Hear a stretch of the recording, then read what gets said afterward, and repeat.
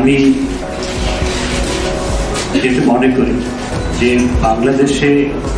এবং সমগ্র শুধু বাংলাদেশ নয়, পৃথিবীতে সব দেশে সঙ্গীত চর্চা কিন্তু মানুষকে পরিশীলিত করে এবং বিশেষত বাংলাদেশে সাংস্কৃতিক চর্চা আমাদের নতুন প্রজন্মকে বিপদগামী হওয়ার ক্ষেত্রে প্রতিবন্ধকতা তৈরি করে। আমাদের দেশে যে তরুণ সমাজ বিপদগামী হচ্ছে নানাভাবে এবং অনেকে নানাভাবে জঙ্গি মতাদর্শে যে উৎসাহিত হচ্ছে, এটি থেকে তরুণ সমাজকে